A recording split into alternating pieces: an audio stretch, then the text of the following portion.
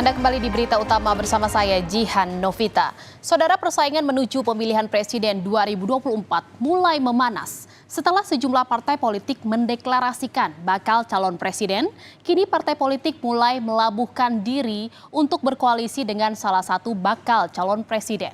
Ketiga bakal calon presiden yakni Prabowo Subianto dari Partai Gerindra, Ganjar Pranowo dari PDI Perjuangan, dan Anies Baswedan dari Koalisi Perubahan untuk Persatuan akan beradu kekuatan. Saudara, dalam pasal 222 Undang-Undang Nomor 7 Tahun 2017 tentang Pemilu mengatur bahwa calon presiden yang diusung partai politik atau gabungan partai politik peserta pemilu harus memenuhi persyaratan kursi minimal 20% kursi atau 25% dari suara sah secara nasional. Saat ini kursi di parlemen terdapat 575 kursi.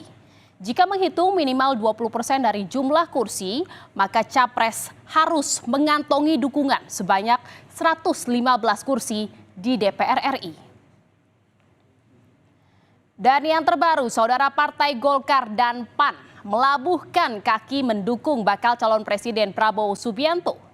Dukungan ini menjadikan koalisi besar yang mengusung Prabowo. Sebelumnya, baru PKB saja yang sudah memastikan bergabung dengan Gerindra. Dan kini, total partai yang mengusung Prabowo yakni Gerindra, Golkar, PAN, dan PKB. Nah, ini dia, saudara, hitung-hitungan dukungan untuk mengusung Prabowo maju dalam Pilpres 2024. Dari hasil partai koalisi, Gerindra memiliki 128 kursi, Golkar memiliki 85 kursi, PKB 58 kursi, dan PAN ada 44 kursi. Total, Prabowo memiliki 265 kursi dukungan atau sekitar 46,09%. Kita akan menganggap bahwa semua partai yang sekarang dalam koalisi politik ini, kerjasama politik ini adalah sahabat, saudara yang satu bagian cawapres. Kita sudah sepakat bahwa kita akan terus berdiskusi, musyawarah untuk mencari calon yang terbaik yang bisa diterima oleh keempat partai ini. Saudara, sedangkan untuk bakal calon presiden Ganjar Pranowo yang diusung oleh PDI Perjuangan dan Partai Persatuan Pembangunan. Kedua partai ini resmi berkoalisi sejak 30 April 2023 lalu. Di parlemen, saudara, PDI memiliki 128 kursi dan P3 memiliki 19 kursi.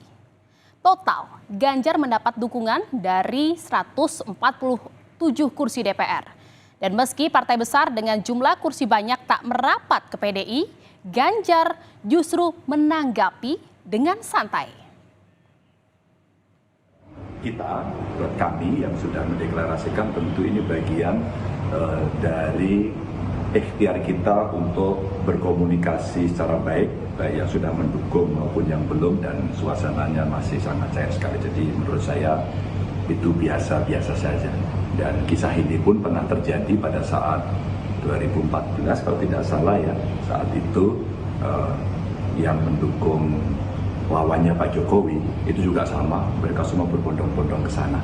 Dan kejadian ini kita catat dalam perjalanannya dan selalu ada dinamika yang berubah. Jadi buat saya, ya saya ucapkan selamat bergabung.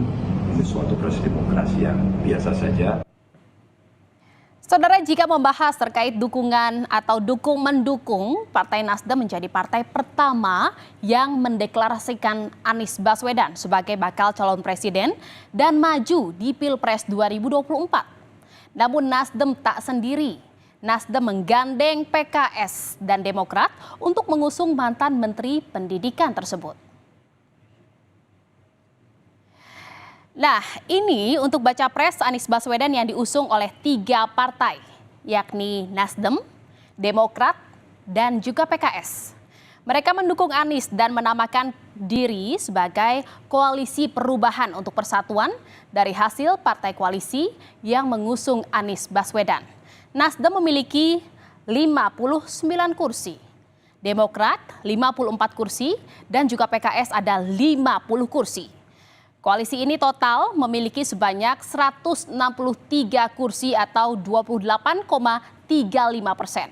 Meski tak didukung partai besar lainnya, Anies tetap santai dengan koalisi yang ada saat ini. Pengalaman di Jakarta hanya berdua. Tapi apa yang terjadi? Saya memberikan pilihannya dengan mempertimbangkan banyak faktor. Karena itu kami sampaikan selamat pada Partai Golkar, PAN yang sudah memutuskan untuk bergabung koalisi. Saudara, persaingan bakal calon presiden ini sangat menarik. Lembaga Survei Indonesia atau LSI melakukan survei terbaru dan LSI merilis sejauh ini baca pres Ganjar Pranowo sebesar 39,7%, kemudian disusul baca pres Prabowo Subianto 38,3% dan baca pres Anies Baswedan 14,9%. Kita kerucutkan menjadi 3, ini yang selalu disinggung oleh Bang Andre. Prabowo sementara unggul 3,6%, 2,6%. Ya. 3,6%. Ya, selisihnya 3,6%. Udah cukup bagus, tapi belum mencapai 2 kali margin of error, Bang Andre. Belum sampai 6%. Jadi secara absolut unggul, tapi secara statistik sama. Saudara, tak hanya LSI yang mengeluarkan survei, Saiful Mujani Research and Consulting atau SMRC juga mengeluarkan rilis. Namun dalam survei SMRC ini lebih fokus terhadap efek dukungan Presiden Joko Widodo dalam kontestasi Pilpres 2024. Hasilnya 40,6% publik menilai Jokowi mendukung Ganjar Pranowo, 28,3% mendukung Prabowo Subianto, dan 11,9% mendukung Anies Baswedan. Jarak yang 4% ini, Mas Saidiman, penting untuk disampaikan bahwa itu jarak yang tidak signifikan secara statistik. Karena apa? Karena margin of error-nya sendiri 3,3%, membutuhkan 2 kali dari margin of error, lebih dari 2 kali margin of error untuk dikatakan bahwa selisih antara 2 calon itu signifikan. Jadi kalau jaraknya hanya 4% begini, yang lebih tepat ya untuk dikatakan, disampaikan, atau disimpulkan bahwa ya kedua calon ini atau kedua bakal calon ini elektabilitas seimbang. Saudara, meski sudah mendeklarasikan diri menjadi baca pres, Prabowo masih belum mengumumkan siapa bacawa presnya. Sejumlah nama dikaitkan bakal menjadi pendampingnya, yakni Muhaimin Iskandar, Erick Thohir, hingga putra Presiden Joko Widodo, Gibran Rakabuming Raka. Tak hanya Prabowo, saudara, Ganjar Pranowo juga masih belum mengumumkan siapa yang akan mendampinginya maju dalam Pilpres 2024.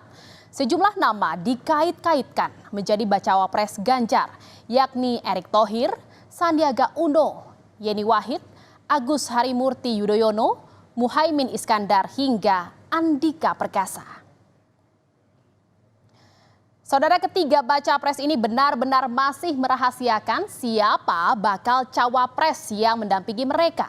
Ada sejumlah nama yang dikaitkan menjadi pendamping Anies Baswedan di Pilpres 2024 ini, yakni Agus Harimurti Yudhoyono, Susi Pujiastuti, Yeni Wahid, hingga Khofifah Indar Parawansa. Saudara, meski koalisi Pilpres sudah mulai terbentuk, kekuatan koalisi tidak selamanya berbanding lurus dengan kemenangan di pemilihan presiden. Berkaca dari Pilpres di tahun 2014, tak banyak partai besar yang mengusung Joko Widodo saat itu. Namun mantan wali kota Solo dan gubernur DKI Jakarta tersebut justru menang di Pilpres dan menjadi presiden. Kini semua bergantung terhadap kinerja tokoh capres-cawapres serta mesin politik untuk perang gagasan serta visi dan misi agar bisa meyakinkan para pemilih.